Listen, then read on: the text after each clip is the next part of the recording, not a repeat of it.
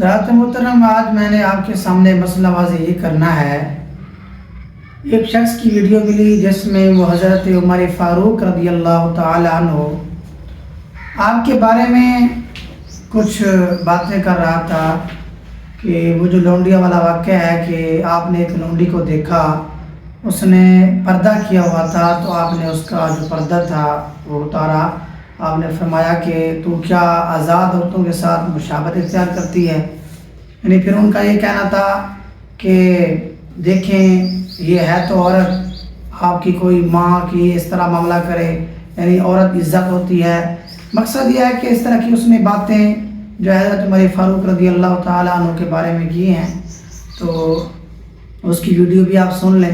حضرت عمر کا عورتوں کی عزت کرنا، میں کہتا ہوں کہ حضرت عمر کے گھر میں جو غلام ہوتی تھی یعنی کہ لونڈیاں ہوتی تھی، انہیں اپنی چھاتی ڈھکنے کی کوئی اجازت نہیں تھی۔ حدیث بخاری میں موجود ہے، سرچ خود کیجئے گا۔ مگر میں جو آپ کو حوالہ دینے لگا ہوں بالکل زبردست قسم کا ہوگا اور ثبوت بھی دے دوں گا۔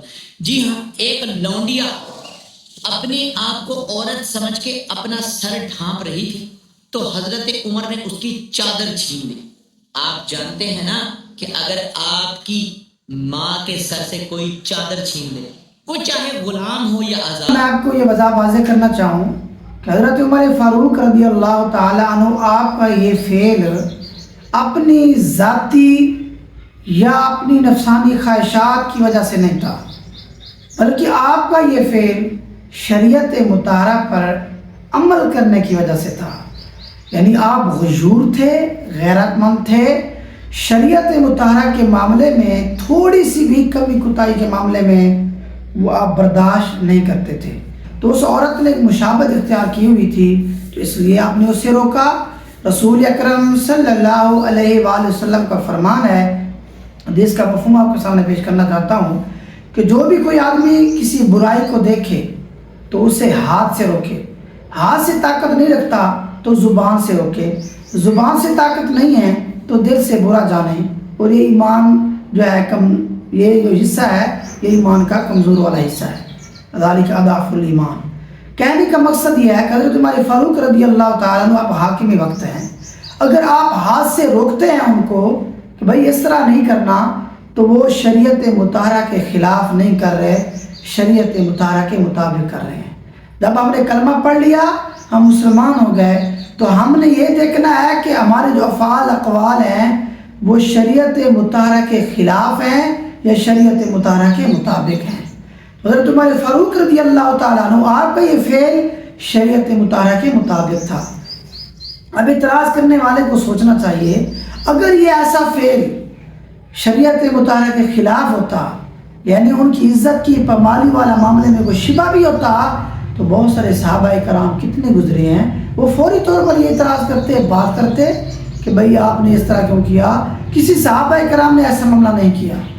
آپ کے بعد اور حضرت عثمان غنی رضی اللہ تعالیٰ عنہ آپ بھی نے خلافت سنبھالی، حضرت علی رضی اللہ تعالیٰ عنہ آپ بھی خلیفہ بنے، کسی نے بھی اس طرح کا معاملہ نہیں کیا، اعتراض نہیں کیا۔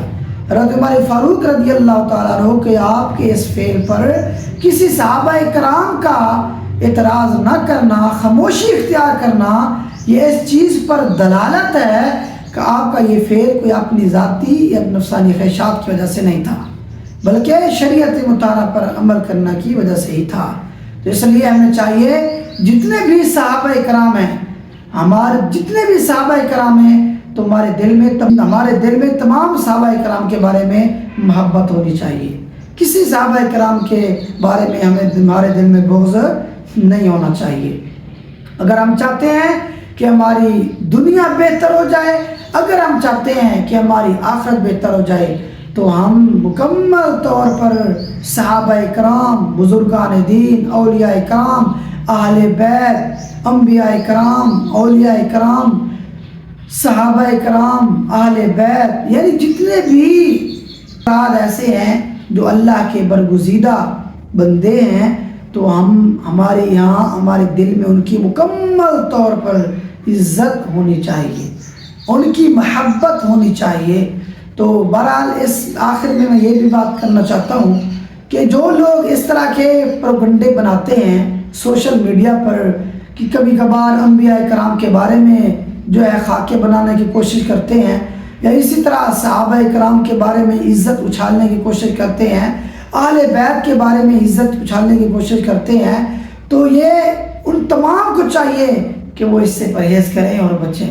اور میرا گویا کہ حکومت وقت سے یہ مطالبہ بھی ہے کہ ہم ان سے مطالبہ کرنا چاہتے ہیں، آپ حاکم وقت ہیں، آپ اگر کوئی اس طرح کا اقدام کرتا ہے غلط تو آپ ہاتھ سے روک سکتے ہیں۔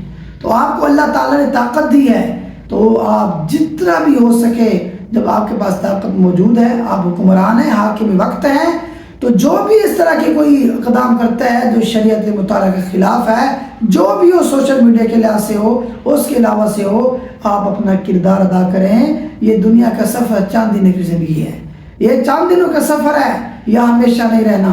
تو ہم اپنے مکمل طور پر اگر کوئی ایسا اقدام کرتا ہے تو ہم اپنا کردار ادا کریں، اس کام غلط کو روکنے کی مکمل طور پر کوشش کریں اور اس کو روکیں۔ اور اسی طرح علماء کرام اگر کوئی غلط بات دیکھتے ہیں، غلط معاملات دیکھتے ہیں، تو اپنی زبان سے بیان کریں، بتائیں بھائی یہ چیز غلط ہے، اس سے بچو، یہ کام ناجائز ہے، اس سے بچو، اس سے بچنا ضروری ہے۔ یعنی اس علماء کرام کی یہ ذمہ داری ہے کہ وہ زبان سے بیان ضرور کریں۔